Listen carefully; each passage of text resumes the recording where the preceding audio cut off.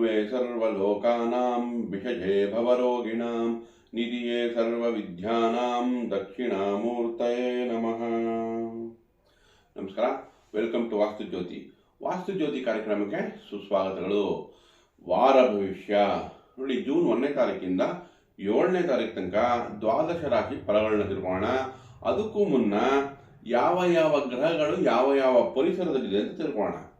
ಮೊದಲನೇದಾಗಿ ಈ ವಾರದಲ್ಲಿ 2ನೇ ತಾರೀಕು ಗುರು ಈಗ ಉಚ್ಚ ಸ್ಥಿತಿ ಅಂದರೆ ಕರ್ಕಾಟಕ ರಾಶಿಗೆ ಪ್ರವೇಶ ಮಾಡ್ತಾ ಇರೋದ್ರಿಂದ ಗುರುಗ್ರಹ ಅಲ್ಲಿ ಪ್ರಬಲವಾಗಿದೆ. ಹಾಗೆ ನಮಗೆ ಮಿಥುನ ರಾಶಿಯಲ್ಲಿ ಶುಕ್ರ ಮತ್ತು ಬುಧ ಸಂಚಾರ. ನೋಡಿ, ಬುಧ ಅಲ್ಲಿ ಸ್ವಸ್ಥಾನ ಆಯಿತು. ನಂತರ ನಮಗೆ ವೃಷಭ ರಾಶಿಯಲ್ಲಿ ಸೂರ್ಯ ಸಂಚಾರ, ಹಾಗೆ ಮೇಷ ರಾಶಿಯಲ್ಲಿ ಸ್ವಸ್ಥಾನ ಓನೌಸಾಗಿ ಕುಜ ಸಂಚಾರ ಮಾಡ್ತಾ ಇದೆ. ಹಾಗೆ ಮೀನ ರಾಶಿಯಲ್ಲಿ ಶನಿ ಸಂಚಾರ. ಇನ್ನು ಕುಂಭ ರಾಶಿಯಲ್ಲಿ ವಾಯು ತತ್ವದಲ್ಲಿ ರಾಹು ಕೂಡ ಕಂಫರ್ಟಬಲ್ ಆಗಿದೆ. ಹಾಗೆ ಸಿಂಹ ರಾಶಿಯಲ್ಲಿ ಕೇತು ಸಂಚಾರ ಮಾಡ್ತಾ ಇದೆ.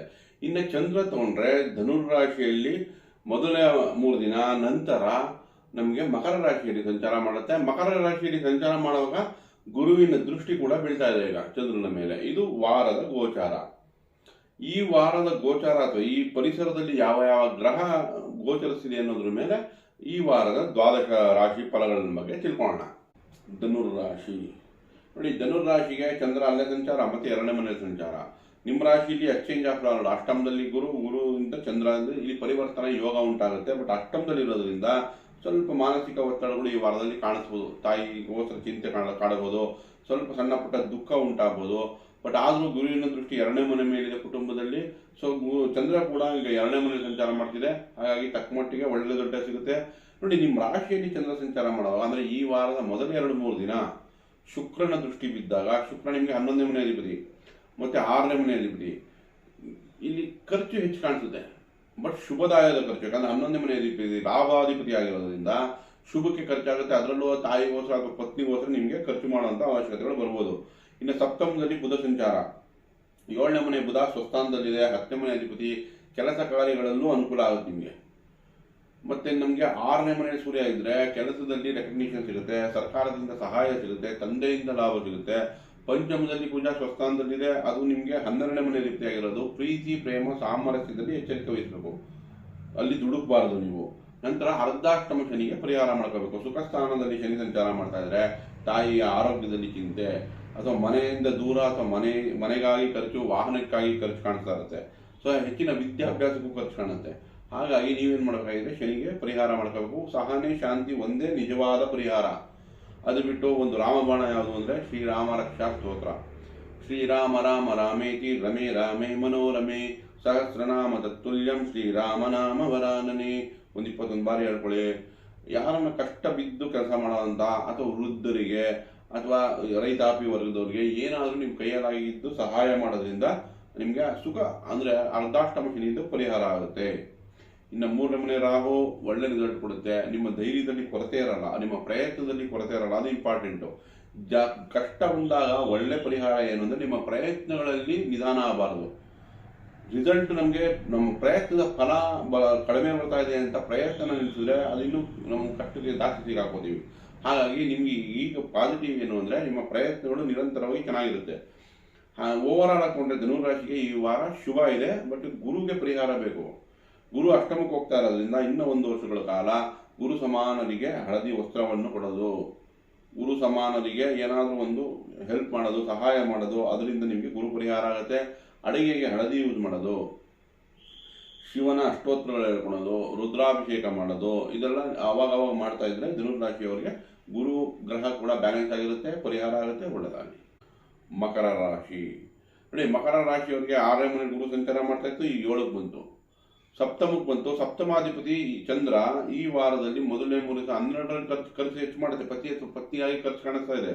ನಂತರ ನಿಮ್ಮ ರಾಶಿಗೆ ಬಂದಾಗ ಹೊಸ ಉತ್ಸಾಹ ಉಲ್ಲಾಸ ಬರುತ್ತೆ, ಗುರು ದೃಷ್ಟಿ ಕೂಡ ಬೀಳುತ್ತೆ.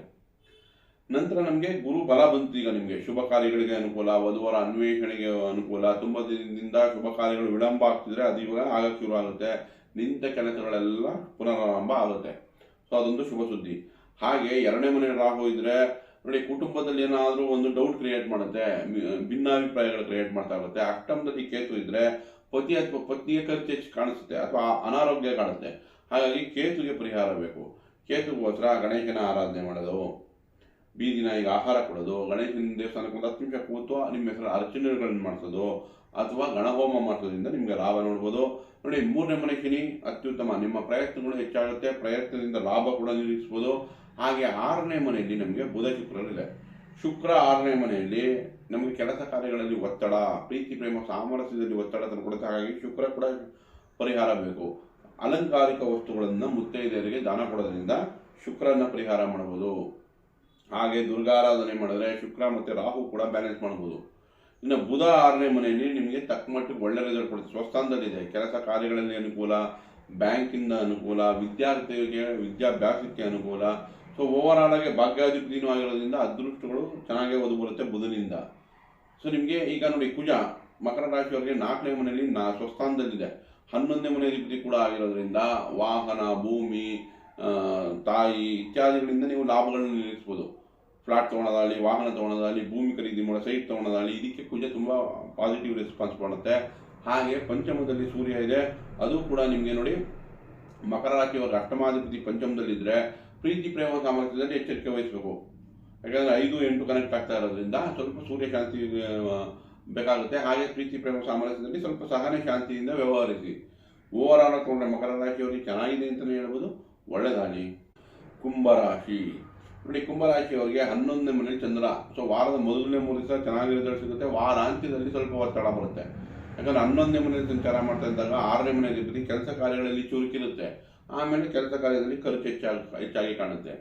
ಇದು ಚಂದ್ರನ ಫಲ. ಆದರೆ ಕುಂಭರಾಶಿಯವರಿಗೆ ಇನ್ನು ಗುರು ಪಂಚಮದಿಂದ 6ನೇ ಮನೆಗೆ ಹೋಗ್ತಿದೆ, ಅಲ್ಲಿ ಉಚ್ಚ ಸ್ಥಿತಿ ಹೋಗ್ತಾ ಇದೆ. ಸೊ 6ನೇ ಮನೆಯಲ್ಲಿ ಉಚ್ಚ ಸ್ಥಿತಿ ಹೋದಾಗ ಕೆಲಸ ಕಾರ್ಯಗಳಿಗೆ ಅನುಕೂಲ ಆಗುತ್ತೆ. ರೂಟೀನ್ ವರ್ಕ್ ಅಂದರೆ ದಿನನಿತ್ಯ ಕೆಲಸಗಳು ಸಿಗೋದು, ಅದನ್ನೇ ಇಷ್ಟು ದಿವಸ ಅಪೇಕ್ಷೆ ಪಡ್ತಾ ಇದ್ರು ಕುಂಭರಾಶಿಯವರು. ತುಂಬ ದಿನಗಳಿಂದ ಕೆಲಸದಲ್ಲಿ ಸ್ಟೆಬಿಲಿಟಿ ಇರಲಿಲ್ಲ, ಈಗ ಕೆಲಸದಲ್ಲಿ ಸ್ಟೆಬಿಲಿಟಿ ಬರುತ್ತೆ. ಆದರೆ ಆರೋಗ್ಯದಲ್ಲಿ ಸ್ವಲ್ಪ ಎಚ್ಚರಿಕೆ ವಹಿಸಬೇಕು. ಯಾಕಂದರೆ ಗುರುಗ್ರಹ ಕುಂಭರಾಶಿಯವರಿಗೆ 11, 2ನೇ ಮನೆ ಅಧಿಪತಿ ಆಗುತ್ತೆ. ಅದು ನಿಮ್ಗೆ 6ನೇ ಮನೆಗೆ ಹೋಗ್ತಿರೋದ್ರಿಂದ ಕೆಲಸ ಕಾರ್ಯಗಳಲ್ಲಿ ಅಭಿವೃದ್ಧಿ ಚೆನ್ನಾಗಿದೆ, ಆದರೆ ಆರೋಗ್ಯದಲ್ಲಿ ಸ್ವಲ್ಪ ಎಚ್ಚರಿಕೆ ವಹಿಸಬೇಕು. ಆರೋಗ್ಯದಲ್ಲಿ ಹಳದಿ ಅಡುಗೆಯಲ್ಲಿ ದಿನನಿತ್ಯ ಉಪಯೋಗಿಸ್ಕೊಳ್ಳಿ. ಅದೇ ರೀತಿ ಗುರು ಸಮಾನರಿಗೆ ಹಳದಿ ವಸ್ತ್ರವನ್ನು ದಾನ ಕೊಡೋದು, ರುದ್ರಾಭಿಷೇಕ ಮಾಡೋದು, ದಕ್ಷಿಣಾಮೂರ್ತಿ ಆರಾಧನೆ ಮಾಡೋದು, ಇದರಿಂದ ನೀವು ಗುರು ಬ್ಯಾಲೆನ್ಸ್ ಮಾಡ್ಕೋಬಹುದು. ಅದು ಕಡಲೆ ಉಷ್ಲಿ ಮಾಡಿಸಿ ಶಿವನ ದೇವಸ್ಥಾನದಲ್ಲಿ ಹಂಚೋದ್ರಿಂದ ಕೂಡ ಅದು ನಿಮಗೆ ಲಾಭದಾಯಕವಾಗಿದೆ. ಇನ್ನು ಕುಂಭರಾಶಿಯವರಿಗೆ ಸಪ್ತಮದಲ್ಲಿ ಕೇತು, ಪತಿ ಅಥವಾ ಪತ್ನಿಯ ಆರೋಗ್ಯದಲ್ಲಿ ಚಿಂತೆ ಅಥವಾ ಅವ್ರ ಬಿಸ್ನೆಸ್ ನಿಧಾನ ಆಗಿರುತ್ತೆ. ಅವ್ರ ಬಿಸ್ನೆಸ್ ನಿಧಾನ ಆಗಿರೋದಕ್ಕೆ ನಿಮಗೂ ಒತ್ತಡಗಳಿರುತ್ತೆ. ಹಾಗಾಗಿ ಕೇತುಗೆ ಪರಿಹಾರ ಬೇಕು. ಗಣೇಶನ ಆರಾಧನೆ ಮಾಡೋದು, ಬೀದಿ ನಾಯಿಗೆ ಆಹಾರ ಕೊಡೋದು, ಅಥವಾ ಡೈಲಿ ರೇಟಿಂಗ್ ಅಂದರೆ ನಾವು ಕೈಯಿಂದ ಬರವಣಿಗೆ ಒಂದು 2-3 ಪೇಜ್ ದಿನನಿತ್ಯ ಇವತ್ತಿನ ಎಮೋಷನ್ಸು ಅಥವಾ ಅಕೌಂಟ್ಸು ಯಾವುದಾದ್ರೂ ದಿನನಿತ್ಯ ಒಂದು 2 ಪೇಜ್ ಬರೆಯೋದ್ರಿಂದ ಕೇತುಗೆ ಪರಿಹಾರ ಆಗುತ್ತೆ. ಹಾಗೆ ನೋಡಿ, ಈಗ ಕುಂಭರಾಶಿಯವರಿಗೆ 3ನೇ ಮನೆ ಅಧಿಪತಿ ಕುಜ. ಹಾಗಾಗಿ ಸ್ಥೈರ್ಯ, ಎಫರ್ಟು, ಪ್ರಯತ್ನಗಳು ಚೆನ್ನಾಗಿರುತ್ತೆ. ಈಗ ಅದರಿಂದ ಲಾಭ ನಿರೀಕ್ಷಿಸ್ಬೋದು, ಅಣ್ತಮ್ಮದಿಂದ ಸಹಾಯ ನಿರೀಕ್ಷಿಸ್ಬೋದು. ಮತ್ತು 4ನೇ ಮನೆಯಲ್ಲಿ ಸೂರ್ಯ ಇರೋದ್ರಿಂದ ನಿಮಗೆ ಸಪ್ತಮಾಧಿಪತಿ, ಸ್ವಲ್ಪ ನಿಮಗೆ ಪತಿ ಅಥವಾ ಪತ್ನಿಗೂ ಲಾಭ ನಿರೀಕ್ಷಿಸ್ಬೋದು. ಅವ್ರಿಗೂ ಧೈರ್ಯ ಹೆಚ್ಚಾಗುತ್ತೆ, ಸೋಷಿಯಲ್ ಕನೆಕ್ಟಿವಿಟಿ, ಸಮಾಜದ ಜೊತೆ ಕನೆಕ್ಷನ್ಸ್ ಚೆನ್ನಾಗಿರುತ್ತೆ. ನಂತರ ನಿಮಗೆ ಪಂಚಮದಲ್ಲೇ ಬುಧ ಶುಕ್ರರು. ಶುಕ್ರ ಪಂಚಮದಲ್ಲಿ ಶುಭ ಫಲ ಕೊಡುತ್ತೆ. ಪ್ರೀತಿ ಪ್ರೇಮ ಸಾಮರಸ್ಯ, ಕ್ರಿಯೇಟಿವಿಟಿ ಹೆಚ್ಚು ಮಾಡುತ್ತೆ. ಅದು ಚೆನ್ನಾಗಿದೆ. ಸ್ಕಿಲ್ ಕಲಿಯೋಕ್ಕೆ, ಹ್ಯಾಂಡ್ ಕ್ರಾಫ್ಟ್ ಕಲಿಯೋಕ್ಕೆ ಇದಕ್ಕೆ ಶುಕ್ರ ಅನುಕೂಲ ಮಾಡಿಕೊಡುತ್ತೆ. ಆದರೆ ಬುಧ ಪಂಚಮದಲ್ಲಿ ಅಂಥ ಲಾಭದಾಯಕ ರಿಸಲ್ಟ್ ಇರಲ್ಲ. ಅಂದರೆ ರೆಗ್ಯುಲರ್ ಎಜುಕೇಷನ್ನ ನಿಧಾನ ಮಾಡುವಂಥ ಚಾನ್ಸ್ ಇರುತ್ತೆ. ಹಾಗಾಗಿ ಬುಧನಿಗೆ ಪರಿಹಾರ ಬೇಕು. ವಿಷ್ಣು ಸಹಸ್ರನಾಮ ಹೇಳೋದು, ಹತ್ತಿರದ ನಾರಾಯಣನ ದೇವಸ್ಥಾನಕ್ಕೆ ಹೋಗಿ ಅಲ್ಲಿ ನಿಮ್ಮ ಹೆಸರು ಅರ್ಚನೆ ಮಾಡಿಸೋದು. ನಂತರ ಸ್ಟೇಷನರಿ ಐಟಮ್ನ ಮಕ್ಕಳು ಕೊಡಿಸೋದು, ಅದು ಬುಧ ಪರಿಹಾರ ಆಗುತ್ತೆ. ಸೊ ಓವರಾಲ್ ತಗೊಂಡ್ರೆ ನಿಮಗೆ ಮಿಶ್ರ ಫಲ ಈ ವಾರದಲ್ಲಿ ಕುಂಭರಾಶಿಯವರಿಗೆ ಒಳ್ಳೆಯದಾಗಿ. ಮೀನರಾಶಿ ನೋಡಿ, ಮೀನರಾಶಿಯವರಿಗೆ ಜನ್ಮದಲ್ಲೇ ಶನಿ ನಡೀತಾ ಇದೆ ಮತ್ತು ಪಂಚಮದಲ್ಲಿ ಗುರು ಬಲ ಬಂತು. ಸೊ ಜನ್ಮದ ಶನಿಯ ಪ್ರಭಾವಗಳು ಇನ್ಮೇಲೆ ತಕ್ಕಮಟ್ಟು ಕಡಿಮೆ ಆಗುತ್ತೆ. ಯಾವಾಗ ಗುರುವಿನ ದೃಷ್ಟಿ ನಿಮ್ಮ ರಾಶಿ ಮೇಲೆ ಅಂದರೆ ಶನೀಶ್ವರನ ಮೇಲೆ ಬಿಡುತ್ತೋ ಧರ್ಮ ಕರ್ಮಾಧಿಪತಿ ಯೋಗ ಉಂಟಾಗ್ತಾ ಇದೆ. ಹಾಗಾಗಿ ಸ್ವಲ್ಪ ನೀವು ಎಜುಕೇಷನ್, ವಿದ್ಯಾರ್ಥಿಗಳು ವಿದ್ಯೆ ಕಡೆ ಗಮನ ಕೊಡೋದು ಒಳ್ಳೆಯದು. ಹಾಗೆ ಕೆಲಸ ಕಾರ್ಯಗಳು, ಶುಭ ಕಾರ್ಯಗಳು ನಡೆಯುವಂಥ ಚಾನ್ಸಸ್ ಹೆಚ್ಚಾಗುತ್ತೆ. ಹೊಸ ಕೆಲಸಗಳು ಸಿಗೋದು, ಎಲ್ಲ ರೀತಿಯಲ್ಲೂ ಮೀನರಾಶಿಗೆ ಶುಭ ಫಲಗಳು ಇನ್ನೊಂದು ವರ್ಷ ನಿರೀಕ್ಷಿಸ್ಬೋದು. ಬಟ್ ಆದರೂ ಜನ್ಮದ ಶನಿಗೆ ಶಾಂತಿ ಮಾಡ್ಕೋಬೇಕಾಗುತ್ತೆ. ಅದಕ್ಕೆ ಒಂದು ಒಳ್ಳೆಯ ರಾಮಬಾಣ ಅಂದರೆ ರಾಮರಕ್ಷಾ ಸ್ತೋತ್ರ. ಶ್ರೀರಾಮ ರಾಮ ರಾಮೇತಿ ರಮೇ ರಾಮೇ ಮನೋರಮೆ ಸಹಸ್ರನಾಮ ತತ್ತುಲ್ಯಂ ಶ್ರೀರಾಮನಾಮ ವರಾನನೆ ಒಂದು 21 ಬಾರಿ ದಿನನಿತ್ಯ ಹೇಳ್ಕೊಳೋದ್ರಿಂದ ಖಂಡಿತ ಶನೈಶ್ವರನ ಬ್ಯಾಲೆನ್ಸ್ ಮಾಡ್ಬೋದು. ಹಾಗೆ ವೃದ್ಧರಿಗೆ ಅಥವಾ ರೈತಾಪಿ ವರ್ಗದವ್ರಿಗೆ ನಿಮ್ಮ ಕೈಯಲ್ಲಾಗಲಿಕ್ಕೆ ಸಹಾಯ ಮಾಡಿ, ಅದು ಕೂಡ ನಮಗೆ ಶನಿನ ಬ್ಯಾಲೆನ್ಸ್ ಮಾಡುತ್ತೆ. ನಂತರ ಕರ್ಮಾಧಿಪತಿ ಗುರುವಾಗಿ ಪಂಚಮದಲ್ಲಿದೆ. ಕರ್ಮಸ್ಥಾನದಲ್ಲಿ ಚಂದ್ರ ಸಂಚಾರ. ಪಂಚಮಾಧಿಪತಿಯಾದ ಚಂದ್ರ ಯಾವಾಗ ಕರ್ಮಸ್ಥಾನದಲ್ಲಿ ಮತ್ತು 11ನೇ ಮನೆಯಲ್ಲಿ ಸಂಚಾರ ಮಾಡುತ್ತೋ ನಿಮ್ಮ ಕ್ರಿಯೇಟಿವಿಟಿ ಲಾಭ ತಂದುಕೊಡುತ್ತೆ, ವಿದ್ಯಾರ್ಥಿಗಳಿಗೆ ಲಾಭ ತಂದುಕೊಡುತ್ತೆ. ಓವರ್ ಆಲ್ ಚಂದ್ರನಿಂದ ಲಾಭ ನಿರೀಕ್ಷಿಸಬಹುದು. ಹಾಗೆ ನಿಮ್ಮ ನೋಡಿ ಮೀನರಾಶಿಯವರಿಗೆ 12ನೇ ಮನೆಯಲ್ಲಿ ರಾಹು ಸಂಚಾರ ಫಾರಿನ್ ರಿಲೇಟೆಡ್ ಇಂಪೋರ್ಟ್ ಎಕ್ಸ್ಪೋರ್ಟ್ಗೂ ಅನುಕೂಲ ಮಾಡಿಕೊಡುತ್ತೆ. 6ನೇ ಮನೆಯಲ್ಲಿ ಕೇತು ಇದ್ದರೆ ನಿಮ್ಮ ನೋಡಿ ಸಾಲ ಗೀಲ ಇದ್ದರೆ ಅದು ಕಡಿಮೆ ಆಗುತ್ತೆ, ಸಾಲ ಬಾಧೆ ಕಡಿಮೆ ಮಾಡುತ್ತೆ. ನಂತರ ನಿಮಗೆ 2ನೇ ಮನೆಯಲ್ಲಿ ಕುಜ ಸ್ವಸ್ಥಾನ, ಮಾತಿನ ಮೇಲೆ ಎಚ್ಚರಿಕೆ ವಹಿಸಿ. ಇನ್ನು ವಾಹನ, ಭೂಮಿ, ಮನೆ, ಸೈಟು ಇತ್ಯಾದಿಗಳು ಚೆನ್ನಾಗಿದೆ. ಮೀನರಾಶಿಯವರಿಗೆ 3ನೇ ಮನೆಯಲ್ಲಿ ಸೂರ್ಯ, ಸ್ಥೈರ್ಯ ಹೆಚ್ಚುತ್ತೆ. 4ನೇ ಮನೆಯಲ್ಲಿ ಬುಧ, ವಿದ್ಯಾರ್ಥಿಗಳಿಗೆ ಅನುಕೂಲ, ವ್ಯಾಪಾರ ವ್ಯವಹಾರಗಳಲ್ಲಿ ಅನುಕೂಲ, ಹೊಸ ಪ್ರಾಜೆಕ್ಟ್ ಸಿಗೋದಾಗಲಿ, ಹೊಸ ಅವಕಾಶಗಳು, ಬಿಸ್ನೆಸ್ಸಲ್ಲಿ ಹೊಸ ಕನೆಕ್ಷನ್ಸು ಅವಕಾಶಗಳು ಸಿಗೋದು ಹೆಚ್ಚಾಗುತ್ತೆ. ಸೋಷಿಯಲ್ ಕನೆಕ್ಟಿವಿಟಿ ಹೆಚ್ಚಾಗುತ್ತೆ. ಬುಧ ಸ್ವಸ್ಥಾನದಲ್ಲಿ 4ನೇ ಮನೆ ಶುಕ್ರನ ಜೊತೆ ಇದೆ.